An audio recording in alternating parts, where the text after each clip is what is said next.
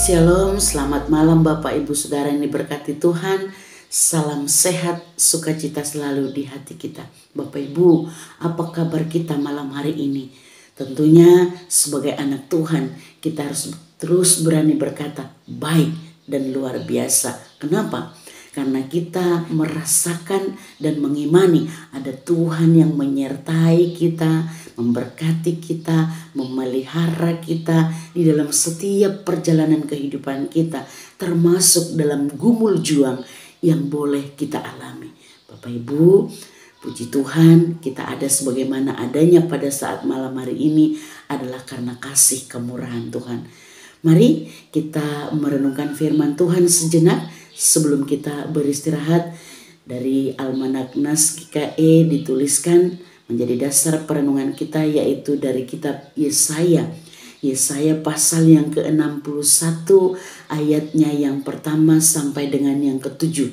Namun saya akan membacakan ayat yang pertama sampai dengan yang kedua saja menjadi dasar renungan kita pada saat malam hari ini. Mari kita ikuti dengan saksama. Saya akan bacakan buat kita, demikian dikatakan di sana. Roh Tuhan Allah ada padaku, oleh karena Tuhan telah mengurapi aku.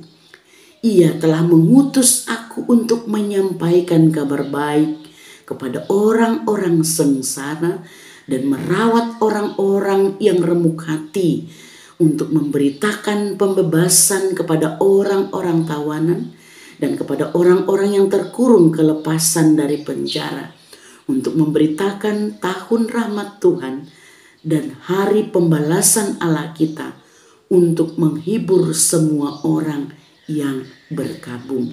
Amin. Sedemikian pembacaan firman Tuhan buat kita. Yang berbahagia adalah kita yang mendengarkan firman Allah dan yang memeliharanya. Amin. Bapak Ibu yang dikasihi Tuhan, saya memberi judul renungan kita pada saat malam hari ini, yaitu menyampaikan kabar baik. Kabar baik disampaikan tentunya kepada orang yang merasa tidak baik-baik saja.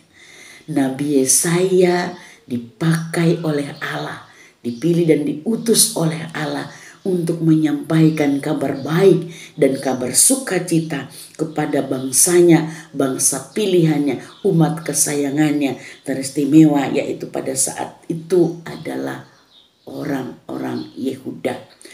Dan mereka yang baru keluar dari pembuangan Babel, mereka masih ada trauma, mereka masih ada penderitaan, dan masih ada luka hati dan putus harapan, kebingungan untuk masa depan yang akan mereka hadapi. Berita keselamatan dan penghiburan ini disampaikan dalam kondisi yang memang betul lagi tidak baik-baik saja. Kondisi putus asa, ya, tidak punya harapan untuk masa depan yang lebih baik. Berita ini disampaikan sebagai bukti bahwa Allah mengasihi umatnya, bahwa Allah mengasihi orang-orang pilihannya. Dalam segala kondisi apapun yang boleh dialami, Allah tetap mengasihi mereka. Siapakah mereka yang sengsara itu? Siapakah yang remuk hati itu? Siapakah yang dipenjara itu? Dan siapakah yang berkabung itu? Yang dimaksud oleh nas ini sudah kita dengar tadi, yaitu bangsa Allah, sesuai dengan konteks nas yang kita baca pada saat ini, atau sasaran yang pertama yang disampaikan oleh Nabi Yesaya. Namun secara umum dan secara rohani, siapakah mereka yang sengsara itu? Siapakah yang mereka yang remuk hati itu? Siapa yang mereka yang dipenjara itu? Siapa yang mereka yang berkabung itu? Yaitu saya, Bapak Ibu Saudara. Karena kita hidup di dalam penjajahan dosa. Kita masih hidup sering dikuasai oleh keinginan daging. Dan Yesus sebagai yang diurapi Allah, boleh kita baca dalam Lukas pasal 4 ayat 18-19, datang di tengah-tengah kita, di tengah-tengah dunia ini untuk membebaskan kita dari kesengsaraan tadi. Dia merawat kita yang remuk hati karena penderitaan dunia ini.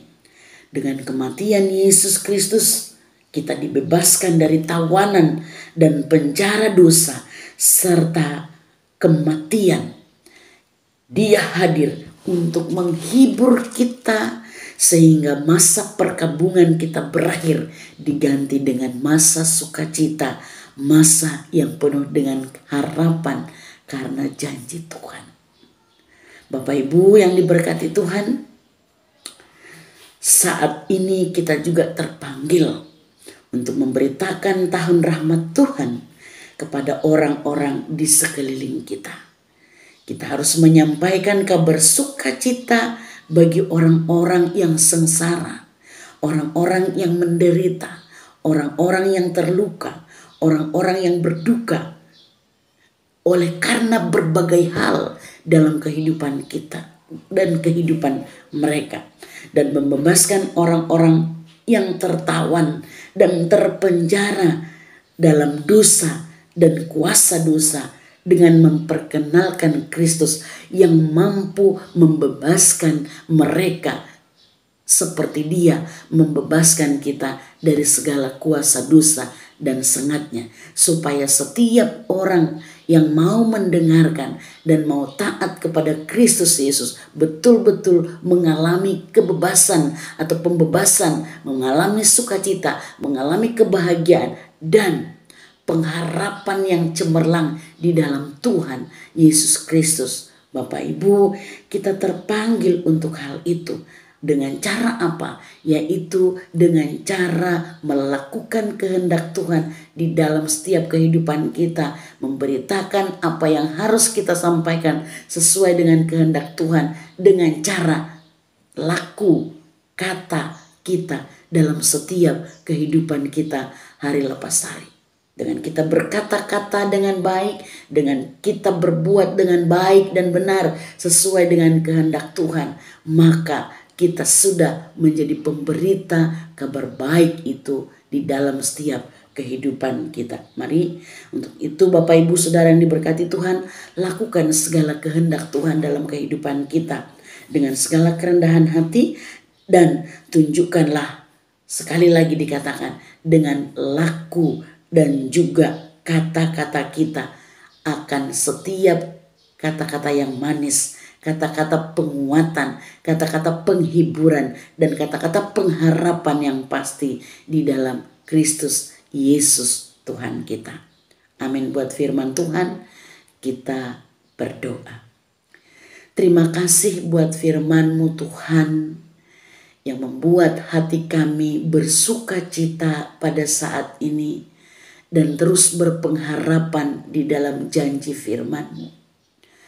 Hati kami yang menderita, yang terluka, yang tertawan, yang terpenjara karena dosa.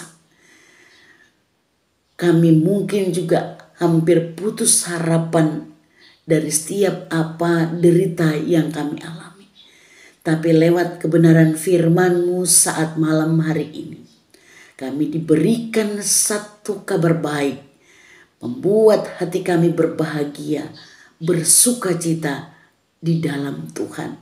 Kami yang boleh mendengarkan diberkati, dan apapun yang terjadi dalam kehidupan kami, ada Tuhan yang selalu memberikan pengharapan yang pasti bagi setiap kami.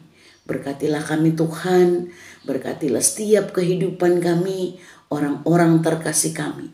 Yang lagi lemah fisik mari Engkau kuatkan, yang berduka Engkau hiburkan, yang sakit Engkau sembuhkan. Dalam segala keadaan ada Tuhan yang selalu menemani kami. Terima kasih Tuhan, inilah doa kami. Kami serahkan hidup kami hari ini, esok dan hari selanjutnya hanya dalam pimpinan Tuhan yang sungguh baik bagi kami. Di dalam nama Yesus kami berdoa dan mengucap syukur. Amin.